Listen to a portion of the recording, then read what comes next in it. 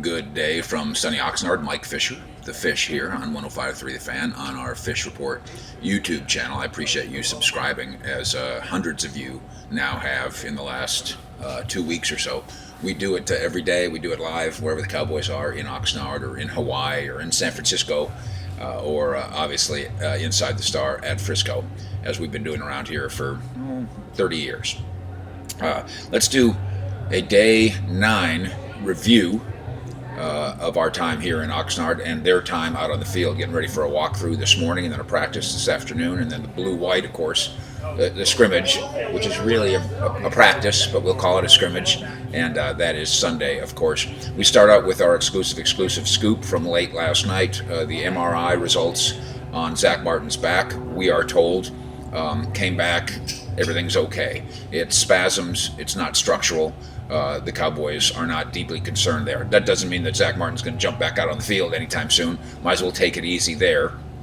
That's the offensive line group update. Let's go to tight ends. We all know about the Jason Witten talk, and it's deserved. He really looks good. He looks leaner, as he told me he is and intended to be. And Blake Jarwin is doing some things, and maybe number 2 with a bullet. However, I got to throw in a word for Dalton Schultz, who has clearly beefed up, and part of that's just the maturation of a rookie's body. But if this team's going to use a, quote, blocking tight end, and it tends to, certainly in the Jason Garrett era, Dalton Schultz is the blocking tight end, and he's really good at it. To the wide receiver position group, where I thought the standout thing that I saw yesterday was from Randall Cobb, and it wasn't a catch, it wasn't a play. Cowboys were running an offensive 2-minute drill, and they run a play against the defense 11-on-11. They're setting up a field goal. There's 10 seconds left in the half, kind of a deal, and they get a completion down the field, and the first guy to turn around and start yelling at the other 10 guys, spike it, spike it, spike it, or whatever the code word is for it, wasn't the quarterback, although Dak Prescott was quick enough to do it as well. The first guy to recognize this is a spike the ball, down the ball situation was Randall Cobb. Once again, evidence of what Jason Witten has told me now a couple of times, which is he knows every guy's position on the field. Offense, defense, offensive line, linebackers, all of it.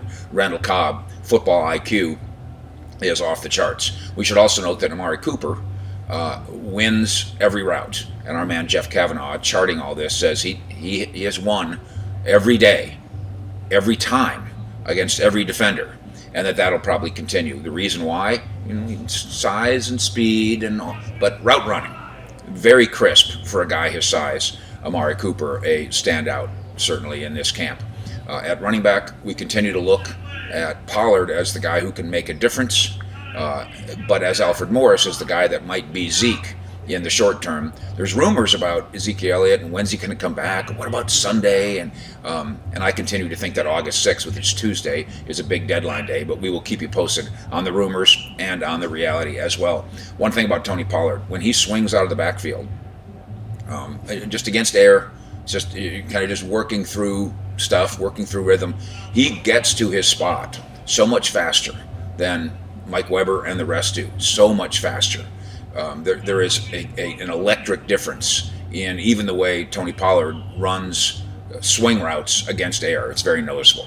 To the defense, where Taco Charlton getting a lot of criticism from my blogger boy and girl friends for not being a very physical presence when he rushes the passer in one-on-one drills or even against dummies. And he probably does, at his size, probably needs to develop more bullish stuff and then more moves. I think that's fair to say. But that's one of the reasons we're here in camp, is to learn some of this stuff. The Cowboys are raving at the work of their defensive tackles, and not Tristan Hill yet. He's still the caboose. But Antoine Woods, who told me he lost 10 pounds, he says, I can feel it. I don't know if I'm faster. He says, I don't know if I can go faster, but he says I can go longer. He can not get tired as fast, having lost 10 pounds. And then Malik Collins, the 3-technique guy, is off to a very good start here as well. Tank Lawrence continues to be on pup. Tyron Crawford on short-term pup. That may change with Tyron Crawford here pretty soon. Sean Lee still nursing the knee No big change that we know of there. Joe Thomas, though, playing, second team stuff, but Joe Thomas blows people up. And these are supposed to be not really contact drills and not really contact work, but Joe Thomas doesn't care. And he's done some eye-popping things here. And Jalen Smith says, we have a lot of linebackers that could start in the NFL. And I think Joe Thomas, in his mind, is one of those guys. And to the secondary, Xavier Woods has been a first-week star here. And Will McClay, the personnel guru, touting him as the breakout potential star of this defense and maybe even this team, and that's shown itself on the field so far. I would suggest that Brett Maher has probably struggled a little bit as a kicker as we get to special team stuff.